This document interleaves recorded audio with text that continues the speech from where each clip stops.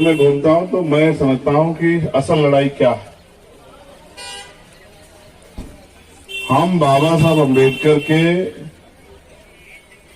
सही मायने में उनके विचारों के सबसे बड़े द्रोही जो उनके विचारों की हत्या करते हैं। बाबा साहब कोई भी किसी भी जाति धर्म में जो महापुरुष जन्मे हैं, जब तक वो समाज उनके विचारों पे नहीं चलता वो कामयाबी नहीं हासिल कर सकता। उनको महापुरुष माना क्यों गया?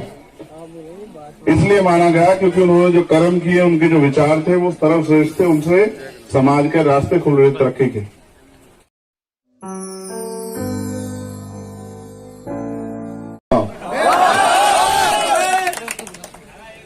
मैं देश भर में घूमता हूँ। आज समय की कमी कारण मैं बहुत कम शब्दों में आपको एक बात बताऊंगा, बहुत अच्छे आपके समझ में आए, ठीक है।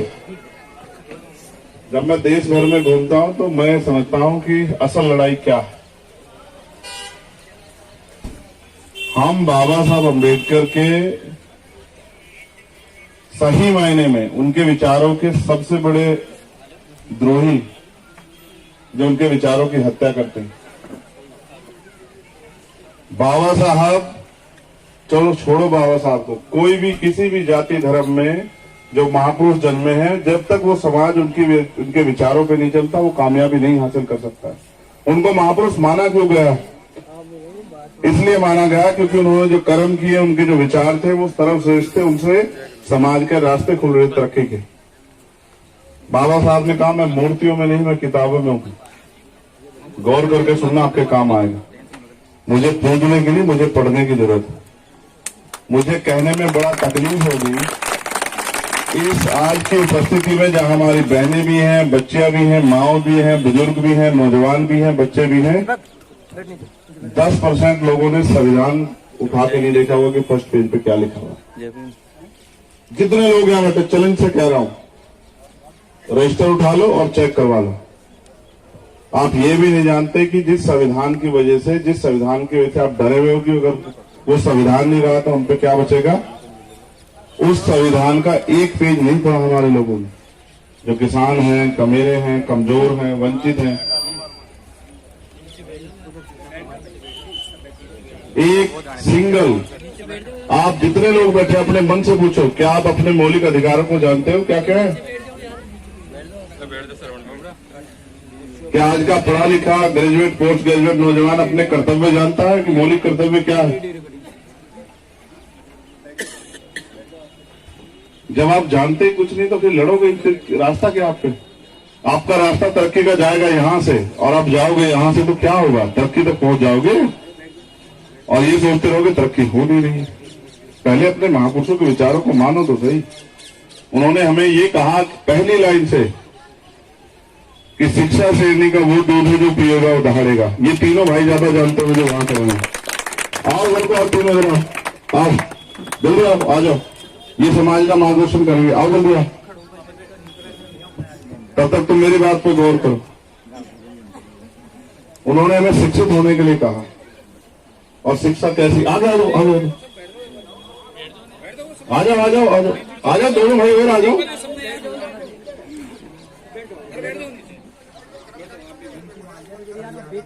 हैं? कर्मचारी हैं, कर्मचारी हैं तो कम से कम सभा का हिस्सा तो बनो। ये तो समाज की सभा है, ना तो सुन रहे हो ना सुनने दे रहे हो, हंस रहे हो खड़े होके वहां, जैसे कि बहुत कुछ मिल रहा हो।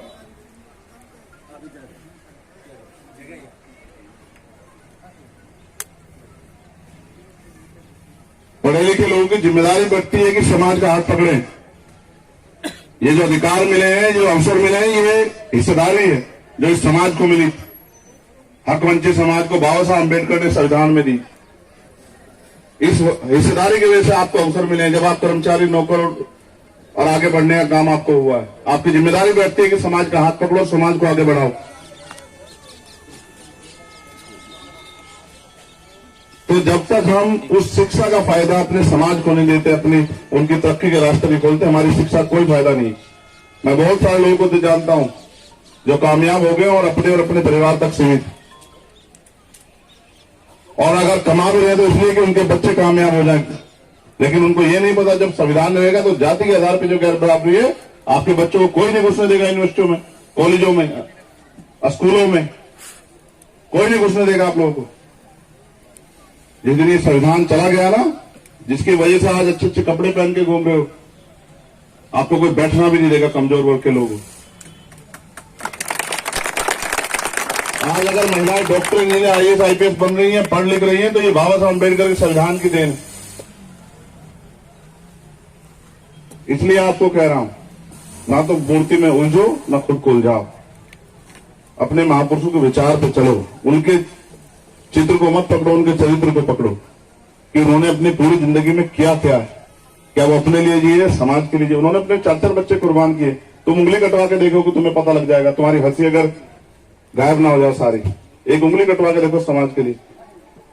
और उन्होंने अपने 4-4 बच्चे, अपने सारा सुख दुख जो है सबको निछावर कर दिया, तब जाके अधिकार मिले। इतना आसान थोड़ा ये गुलामी की बेड़ियां काटना।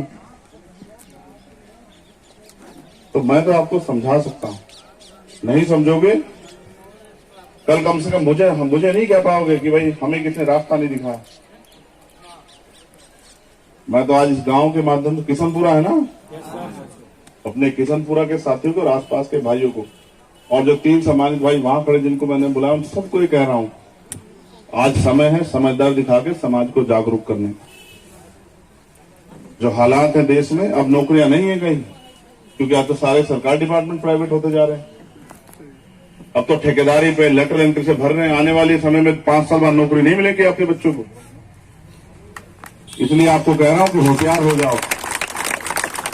खेती किसानी से किसी के पूरे नहीं पट रहे, आप देख लो, अगर पट रहे हो तो खेती किसानी से। और कितनी खेती किसानी होगी आप भी जानते हो, किसी पे 2 बीघे, किसी पे 4 बीघे, किसी पे 10 बीघे, किसी पे 20 बीघे। इससे अगर आपका अच्छा कुछ चल रहा हो, फिर तो सब ठीक है। खेती पे तो इतनी मार है, प्राकृतिक मार, फिर कोई जानवर लग जाए, फिर कोई समय पे बारिश ना हो, आंधी आ जाए, बिल्कुल फसल पकी पे तूफान आ जाए, ओला पड़ जाए, फसल पे तो बहुत समस्या है, फिर दाम ना मिले सही समय पे। रोजगार का भी ऐसा ही, उद्योग कहां चल रहे हैं। तो इसलिए आपसे कह रहा हूं, अपनी तरक्की के रास्ते खोलो। जब तक आप अपनी तरक्की के लिए खुद नहीं लड़ोगे, कोई दूसरा नहीं लड़ेगा। आपने मुझे बुलाया, मैं इनको नौजवानों को स्पेशली घूर घूर के देख रहा हूं कि अपनी जिम्मेदारी समझे। ये किसके भरोसे बैठे हुए? ये क्या समझते हैं कि मुझे पगड़ी पहना के इनकी जिम्मेदारी खत्म हो जाएगी क्या? समस्या किसकी है ये बताओ, किसकी समस्या है? हमारी है। तो इसकी लड़ाई को कौन लड़ेगा? हम सब मिलकर लड़ेंगे। खुद ही सोचो ना, समस्या जब हमारी है तो दूसरा लड़ेगा क्या आगे? फिर अब मैं यहां से चला जाऊंगा, अभी तो आप लोगों पे गांव की जिम्मेदारी आ जाएगी, नहीं आ जाएगी बताओ? फिर नौजवान अपनी ताकत को समझे, नौजवान आज के हालात को समझे, अपनी पढ़ाई लिखाई का फायदा समझे और नुकसान समझे, दो दुश्मन में फर्क करे। और ये वोट की शक्ति हमें गुलामी की बेड़ियां काटने के लिए मिली है, ना कि किसी पे अन्न लेने के लिए या पीछे लाइन में लगने के लिए, 2-4-10 रुपए की सुविधाओं के लिए।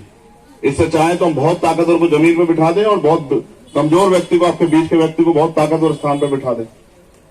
इसलिए नहीं दी थी बाबा साहब ने वोट, जिसके लिए नहीं लड़े बाबा साहब कॉन्स्टिट्यूशन असेंबली में, इसके लिए नहीं डिबेट की कि महिलाओं को मिलना चाहिए वोटिंग राइट और हर व्यक्ति को मिलना चाहिए, बालिग को। कोई नहीं देने को राजी था। कोई कहता ऐसे को मिले जो लगान देता हो। आप कौन लोग लगान देने वाले? कोई कहता ऐसे को मिले जिसको जो हाई एजुकेटेड हो, जिसने हायर एजुकेशन ले रखी है। कोई कहता उसको मिले जिसका बड़े बड़े उद्योग है। आपके था के आजादी से पहले तो आपके तो कोई भी नहीं चाहता था कि आपको वोटिंग राइट मिल जाए, लेकिन आपने अपने वोटिंग राइट को समझा कहाँ है? जिस दिन समझोगे वो आपका राज होगा यहाँ, ठीक है? फिर आपकी दीवारों पे ऐसा नहीं होगा कि प्लस्तर ना हो, नहीं होगा ऐसा। कोई भूखे पेट नहीं सोएगा, किसी का मकान नहीं चुएगा, और किसी को अपने बेटों के पढ़ाने के लिए, अपने बच्चों का इलाज कराने के लिए किसी से उधार नहीं लेना पड़ेगा, कर्ज नहीं लेना पड़ेगा। ये सारी जिम्मेदारी सरकार की। तो कितने फुर्सत में आकर समझाऊंगा, आऊंगा जरूर। ये बात याद रखना किशनपुर वालों, जरूर आऊंगा। जब आऊंगा हो सकता है आपको विवाद भी खत्म हो जाए। बहुत बहुत धन्यवाद। और फिर समय कमी का माफी चाहता हूँ। बस ये चाहता हूँ कि आप अपनी जिम्मेदारी को समझो। मैं भी कर रहा हूँ, आप भी करो।